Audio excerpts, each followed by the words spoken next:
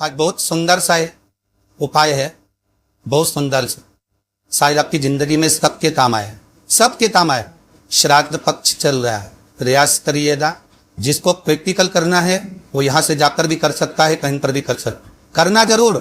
कहीं श्योर वाला हमारा झूठ तो नहीं बोल रहा, इसलिए प्रैक्टिकल करते रहना चाहिए। ब्राह्मण को भोजन नहीं करा पा रहे हैं, मानव गौ माता को रोटी नहीं दे पा रहे हैं, श्वान को भोजन नहीं दे पा रहे, कौवे को भोजन नहीं दे पा रहे हो, और मान लो दया ब्रह्म कपाली या कहीं पिंडदान नहीं कर पा रहे हो, तिलांजलि तर्पण नहीं कर पा रहे हो, तो एक काम जरूर करना, जल के पात्र में 2 बूंद गंगा जल डालना, और वो गंगा जल शंकर को रोज 16 दिन तक चढ़ाइए, पितृदोष समाप्त होगा। आपको लगता है कहीं कहीं कि मेरे पितर मुझ पर क्रोध कर रहे हैं, आपको कभी कभी लगे कि मेरे पर पितरों का पितृदोष लगा हुआ है, या पितरों का श्राप लगा हुआ है, या हमारे यहाँ पर लोग अधोगति में ज़्यादा मर जाते हैं, हमारे यहाँ ये काम ज़्यादा हो जाता है, तो निवेदन है, श्राद्ध पक्ष चल रहा है, प्रयास करिएगा।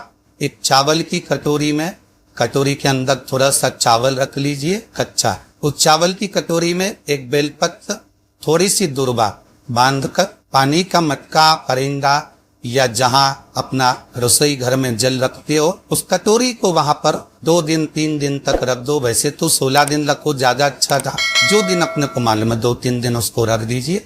घी का दिया लगाइए। 3 दिन के बाद में उस दुर्वा को, उस बेलपत्र को शिव बाबा को समर्पित कर दो। चावल पूरे घर में घुमाने के बाद चिड़िया को या नदी में या किसी जीव को प्रदान करो।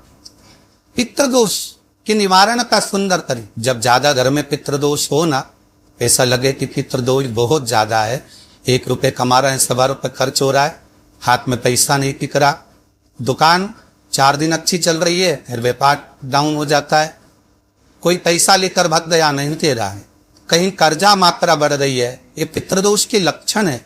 इसमें आपके घर में जो भी रुद्राक्ष पड़ा हो, जो भी रुद्राक्ष रखा हो, क्योंकि संभाल की तरफ रखते नहीं पड़ देती यहाँ में, जो भी रुद्राक्ष आपके घर में रखा हुआ, ठीक पानी के पात्र में उस रुद्राक्ष को डाल दीजिए, उसमें 1 चावल का दाना डाल दीजिए।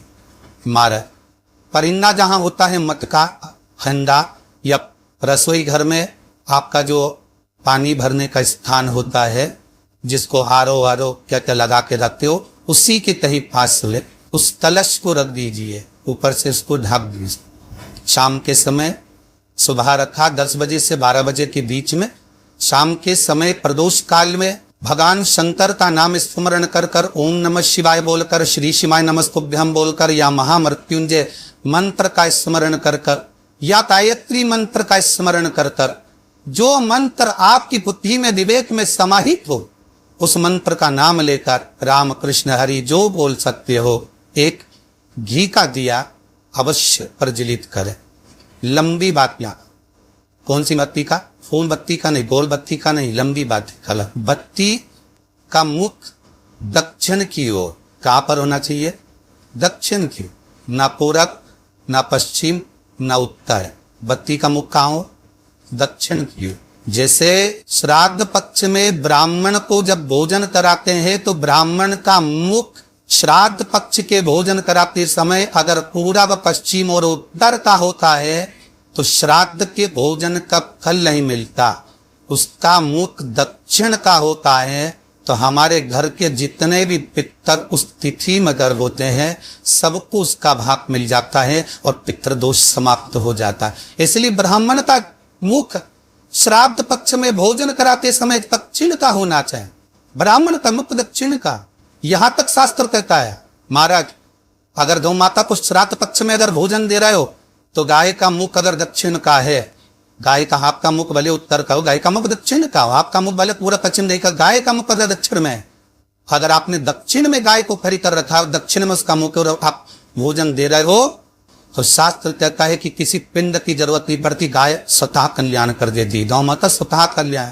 तो दिए की जो बाती का मुख कहाँ होना चाहिए? दक्षिण का। और दक्षिण का मुख, जब दक्षिण का मुख हो, दक्षिण की ओर बाती हो महाराज, तब दक्षिण की बाती जलाने के बाद में भगवान से वहीं पर प्रार्थना करें।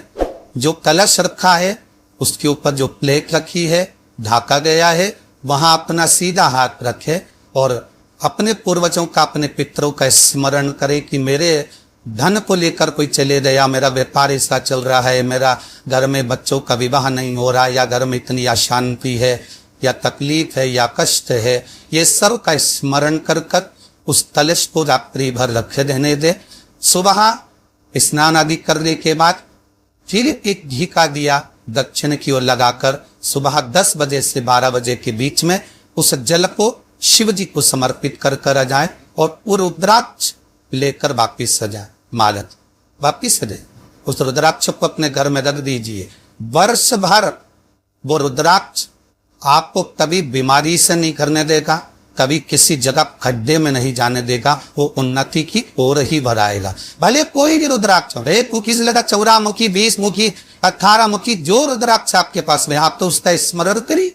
बहुत दिनों से आप प्रयास कर रहे हो और काम अटका पड़ा हुआ है, तो प्रयास करना। जल के पात्र में थोड़ा सा शहद, गंगा जल उसमें डालकर, ये जो श्राद्ध पक्ष चल रहा है, जिस समय पर, जिस श्राद्ध पक्ष के अंतर्गत श्राद्ध पक्ष में पात्र में जल लेकर उसमें थोड़ा सा शहद, गंगा जल डालकर भगवान शंकर को उन्नतेश्वर महादेव के नाम से, कौन से महादेव? उन्नतेश्वर, क्योंकि विदल और उत्तर इन दोनों असुरों ने, राक्षसों ने जब बहुत उपद्रव मचाया, जब बहुत उपद्रव मचाया, माता जगत जननी के कहने पर उन्दुक का प्रहार कर कर इन दोनों राक्षसों का संहार करा, तो शिव जी का नाम उन्नतेश्वर पड़ गया। क्या नाम पड़ा का? उन्नतेश्वर। कहते हैं बहुत बांधाओं में जब व्यक्ति पड़ जाता है, बहुत बांधाओं में जब व्यक्ति चला जाता है, कुछ न कुछ समस्याओं में जब व्यक्ति फंसा रहता है, पड़ा रहता है, तो उन्नतेश्वर महादेव का स्मरण करना है। एक प्रयास और करना, छोटा सा प्रैक्टिकल करने में क्या जा। दुकान पर ग्राहक नहीं आ रहा है ना, आधा घंटा हो गया, कोई ग्राहक नजर नहीं आया, फालतू बैठे हो ना दुकान पर, जब ग्राहक नहीं आता तो फ्री हो, तो एक काम करो, कोई भी जरा सा हाथ में पानी लेकर उन्नतेश्वर महादेव के नाम से 51 बार, 21 बार बोलकर, 11 बार बोलकर वो पानी तो दरवाजे पे छीट दो। आधा घंटा, ज्यादा से ज्यादा 20 मिनट, आधा घंटा 30 मिनट नहीं लगेंगे और ग्राहक प्रवेश करना प्रैक्टिकल करने में क्या जाए, कोई काम अटक रहा है, शहद जल के पात्र में डालिए और थोड़ा सा गंगा जल डालकर इसी श्राद्ध पक्ष में किसी भी दिन जब तुम्हारा मन पड़े तब शंकर जी को समर्पित कर, पर साथ में 1 लोटा पानी ही कलश जल का अलग से लेकर जाओ। जब शहद का जल शंकर जी को समर्पित कर दो, उसके बाद सादा जल शंकर जी को अवश्य समर्पित करें। कि शहद का जल बांधाओं हर लेता, बांधा हुआ है।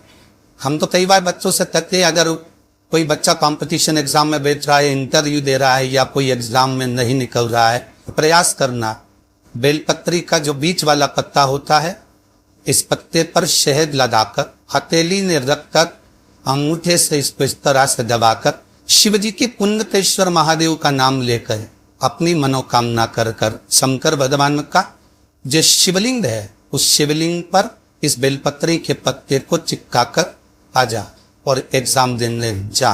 बाबा निर्पित सब कर सरी जिद्रे ईश्वरा आए रहन बड़े घाव से जिजली याना आप व्हाट्सएप पेज प्रवेश सकते हैं, लिंक शेयर कर सकते हैं, लिंक शेयर करें और इसका हो कहा लाभ अपने जीवन में उठाइएगा, अपने जीवन में धन्य बनाइएगा, अपने जीवन को धन्य बनाइएगा। सभी को भगवान हर महादेव, जय श्री कृष्णा, जय गोपाल।